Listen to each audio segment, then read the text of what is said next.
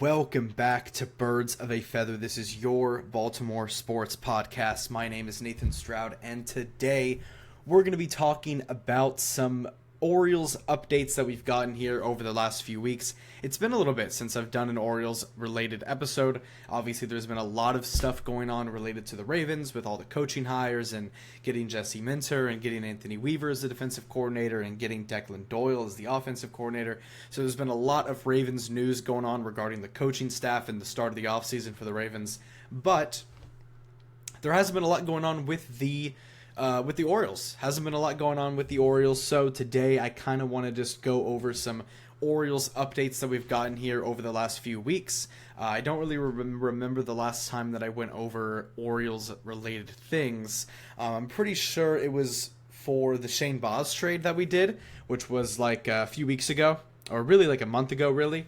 But again, the Orioles haven't really done much recently. Obviously, at the beginning of the offseason, it was an amazing offseason for the Orioles at the beginning, where they went out and they got Pete Alonso, they signed Ryan Helsley, they traded for Shane Baz, they traded for Taylor Ward. They were making a ton of moves early on in this offseason, but over the last few weeks, it's kind of not been a lot going on, and that's been, for a majority of teams, it's kind of been a little bit quiet here recently because spring training starts next week. Like, pitchers and catchers report to spring training next week. So the season is about to be underway. Spring training games officially start at the end of the month, at the end of this month in February. So that's obviously very exciting that baseball is coming back. But what I want to do really quickly is just kind of go over some Orioles stuff, go over what the depth chart of the team looks like right now as we head into spring training, and just kind of overall what my confidence is feeling like for this Orioles season. But before we get into anything related to the Orioles depth chart, I do want to go over a bit of news that did break just a few hours ago, and that is that Framber Valdez is signing a 3-year, $115 million deal with the Detroit Tigers. So, the reason why this is so important for the Orioles is because Framber Valdez has been linked to the Orioles the entire offseason. The Orioles have been the front-runner team for Framber Valdez this entire offseason. And you had multiple MLB reporters, trusted MLB reporters, coming out and saying that Framber Valdez is going to end up being an Oriole. I'd be surprised if he wasn't an Oriole by the end of all this, that we're heavily linked to them, that we're the heavy favorites to land him. Just all these reports kind of saying that the Orioles are in play for Framber and that this is the guy that they're going to go get, because again, they missed out on Michael King, they missed out on Dylan Cease, they missed out on Ranger Suarez, even though they had a competitive offer for Ranger. Boston, I think, offered a little bit more money. He ended up going to Boston over Baltimore, which is fine, but it's another situation where Mike Elias and the Orioles just can't land the plane on terms of getting a reliable, good, ace-like starting pitcher, which is what the Orioles have had so much issues with recently, really over the past few years especially, and ever since we got rid of Corbin Burns, it's kind of just been a mess. But the Orioles were the front-runners for Framber Valdez. Lots of confidence coming out from the Orioles camp, and lots of confidence coming out from reporters that are close to the situation. Lots of confidence that the Orioles were going to land Framber, and it just did not end up happening due to the fact that I just don't think that Framber wanted to play in Baltimore. I think that ultimately was the big thing, is that Framber just didn't want to play here because from what I know and from what I've heard, the Orioles offered Framber what he wanted. Maybe not the years, but I think the money, like the AAV per year, I think we offered Framber what he wanted, but he just didn't want to come here.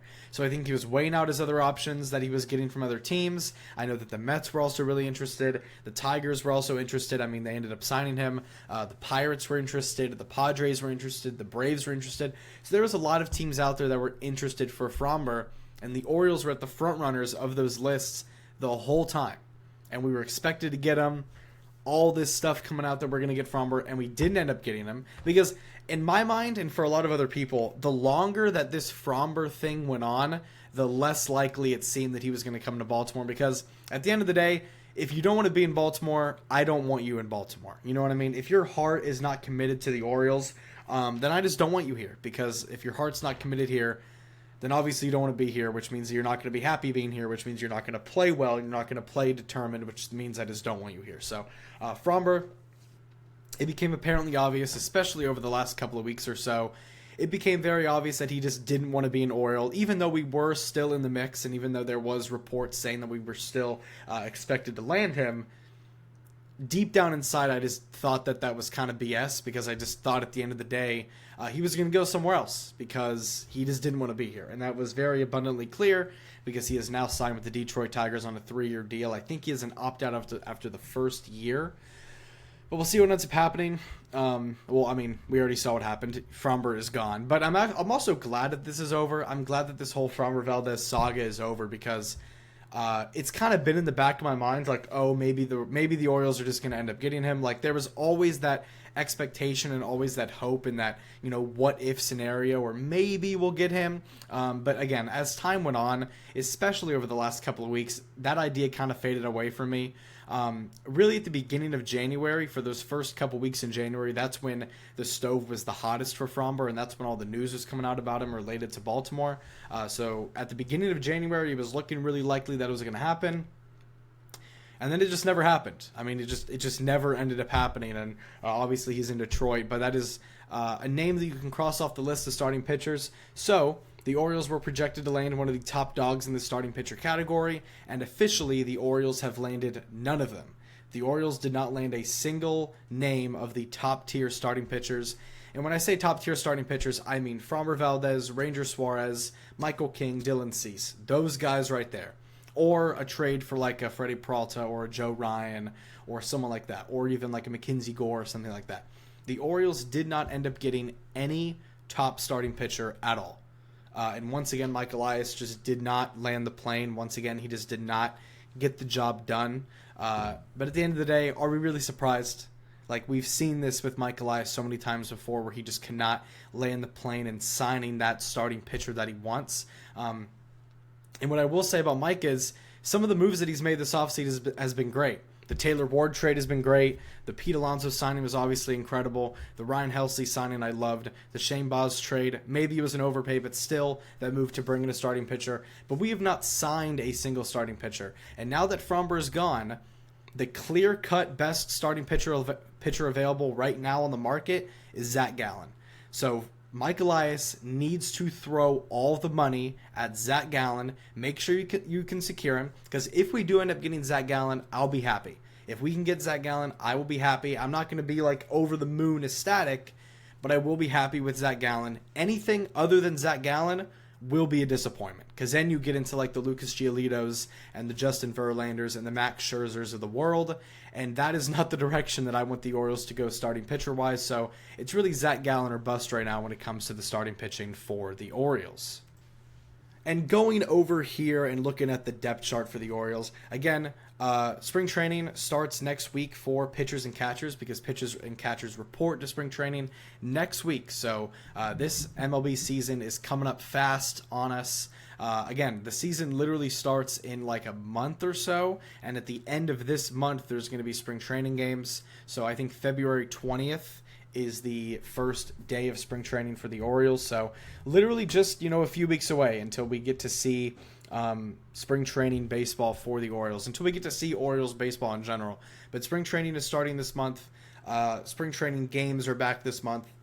So again, as I said, the season is coming up very, very, very quickly. So we got to stay ready, obviously. But looking at this Orioles depth chart that I wanted to look at real quick, just kind of the overall depth of what this team looks like right now. Obviously, we're going to incorporate some of the trades that have ended up happening. But going over here and looking at this trade, looking at this depth chart. Looking at the depth chart, you want to start off with the starting pitchers of this team. In order from 1 to 5, you got Trevor Rogers, Kyle Bradish, Shane Baz, Dean Kramer, and Zach Eflin. Obviously, we re-signed Zach Eflin on a deal. I guess when I said earlier that the Orioles didn't sign a starting pitcher, we did sign a starting pitcher, but it was a re-sign of Zach Eflin. We didn't actually sign like a new pitcher. The only new pitcher that we acquired starting pitcher-wise was Shane Baz in that trade. But again, Trevor Rogers, Kyle Bradish, Shane Baz, Dean Kramer, Zach Eflin. If you want to talk about opening day starter, I think that they're going to give it to Kyle Bradish over Trevor Rogers, but I don't know. We'll see, obviously, how reports come out in spring training and stuff like that. But again, that is your rotation right now. Trevor Rogers, Kyle Bradish, Shane Baz, Dean Kramer, and Zach Eflin. That is your rotation, and that is a pretty questionable rotation at the least. There is no true ace on this team. There is no Tarek Skubal. There is no Garrett Cole. There is no Max Fried. There is not a solidified ace on this team that stands out above the rest. Trevor Rogers and Kyle Bradish are similar. Obviously, Trevor Rogers, we're hoping that he can do something similar to what he did this past year, because this past season he was incredible. You guys remember what he did. He had like a 1.7, 1.8 ERA. He was incredible this year. And if Rogers can even be close to what he was last season, then he'll be great. Kyle Bradish, if he can stay healthy, we know how good he can be. And then Shane Baz, he's a very reliable 3-4 guy. Dean Kramer, a veteran, he's always been kind of at the back of the rotation. And then Zach Eflin, we know that what he can be as well. When he's on, he's on. When he's off, he's off. So the starting pitching rotation is questionable. This is definitely a big problem. If you added a Framber Valdez at the front of this, or if you add a Zach Gallen to this, it would look a lot more balanced out. So I'm hoping that they can end up getting that done. But again, at the end of the day, this starting pitching is very questionable, and this is definitely the biggest question mark and the biggest hole of this Orioles team. But going over to the relief pitchers, you re-signed Andrew Kittredge. Well, you didn't actually re-sign him. You actually traded back for him after you traded him to the Cubs. So we kind of fleeced the Cubs because they gave us like a 17-year-old prospect, and we traded Andrew Kittredge. We traded for him again this offseason, and all we had to give up was like cash, so we pretty much got like a free prospect from the Cubs. But Andrew Kittredge back on this team, which I'm fine with. He's a solid pitcher. He did good for us last year. We ended up trading him at the deadline to the Cubs. But Andrew Kittredge is back. You got Keegan Aiken, Dentrich Enns, Ynier Cano, and Rico Garcia. That is kind of what the bullpen is looking like right now. Also, someone like Cade Povich. We could use him as like a sixth starter. But I think that Cade Povich could potentially be in the bullpen as well. But when you look at the closing pitcher of this team, when you look at the true closer for this team, that is going to be Ryan Helsley. We signed him to be our closer, not, a setup man or whatever. He is going to be that ninth inning closer for this Orioles team, which they've kind of been missing recently because Felix Bautista has been dealing with injuries the past few seasons. So getting Ryan Helsley is going to be great. We signed him to a 2-year deal. I think he has an opt-out after the first season, but hopefully Ryan Helsley can go back to what he was back when he was with St. Louis, because when Ryan Helsley was with the Cardinals, he was a beast. But Ryan Helsley is going to be the closer for this Orioles team. But when you look at the pitching overall, the bullpen isn't anything great. The starting pitching isn't anything great. The closer in Ryan Helsley is great in my opinion. Ryan Helsley, he had a pretty off year with the Mets, but at the first half of the year he looked good. And obviously the past few years he's been one of the better closers in baseball when he was with St. Louis. But now going over here and looking at the depth chart when it comes to the position players, and starting off, first things first with our catcher position. Obviously Adley Rutschman is going to be the not full-time, but Adley Rutschman is going to be the frontier catcher for this Orioles team. That has already been confirmed by Mike Elias that Adley Rutschman is going to be the starting catcher for this team. Obviously Samuel Basallo can come in and be a backup catcher, but Samuel Basallo, to me, is more going to be playing that DH role. But Adley Rutschman at catcher, he's been dealing with some injuries the past couple of seasons. He's kind of played through it. I'm hoping and praying that we can get the Adley Rutschman that we drafted, and I'm hoping that we can get the Adley Rutschman that we know. Very similar to Gunnar Henderson, which we'll talk about in a second. But Adley Rutschman, I'm hoping he can go back to being that dominant, very high average player that we know that he is, that we drafted him first overall for. We know how good Adley Rutschman can be. I'm just hoping that it obviously portrays itself on the field. Going over to the first base position, and this is such an interesting position to me because we have really 4 first basemen, really 3 first basemen, but 4 guys who can actually play first. Obviously, Pete Alonso is the everyday first baseman. And when you look at like the backup first baseman, you've got Kobe Mayo and Ryan Mountcastle, which I thought we were going to put one of them or both of them in a trade somewhere to go acquire a starting pitcher elsewhere. I'm sure there was talks about that, but nothing ended up actually happening. So Pete Alonso, as we know, he is kind of an Iron Man. I think he played every single game like the past 2 seasons. So he has played a ton of games. He stays healthy. He plays a lot of games. He's out there all the time. He is going to be your guaranteed automatic everyday first baseman no matter what. So there is no room for Kobe Mayo. There is no room for Ryan Mountcastle. I thought we brought Ryan Mountcastle back to be someone that we could trade, but I guess it's not going to end up happening unless it happens in the next couple of days or week or however long. But Pete Alonso, Kobe Mayo, Ryan Mountcastle, those are your first basemen. It's really just Pete Alonso. If Pete Alonso is healthy, he is going to be playing first. We understand how great he is. That was our big signing. It's one of the biggest free agent signings, if not the biggest free agent signing in Baltimore sports history. We know how big of a deal it was. You can go back to my video when we first signed him, how excited I was. But Pete Alonso is your everyday first baseman. He's going to bring power, going to bring great defensive first base ability. I'm so excited to see Pete Alonso in the orange this season. It's going to be great. It's going to be absolutely amazing, and I cannot wait to see Pete Alonso for the Orioles. It's really the thing that I'm most excited about when it comes to this Orioles season is seeing the debut year for Pete Alonso. But going over to the second baseman, obviously Jackson Holliday is going to be your everyday second baseman. Jordan Westburg is going to be your everyday third baseman. Gunnar Henderson is going to be your everyday shortstop. And again, very similar to Adley Rutschman with Gunnar Henderson. Gunnar was dealing with a shoulder injury this past season. He already confirmed it and talked about that in an interview in the offseason. And I'm just hoping and praying that Gunnar can get back to being that monster that we know that he is. We understand how good Gunnar Henderson can be. You go back 2 years ago. He was considered a top 3 shortstop in baseball. He had 37 home runs on a very high average. So I'm hoping that Gunnar Henderson can go back to being that superstar player that we know that he can be. An incredible defensive shortstop, has very good bat power, can hit for a high average. He's very fast. He has all the abilities and all the traits to be such a spectacular superstar player, which is what he's expected to be. Obviously, he had a very big down year this past season.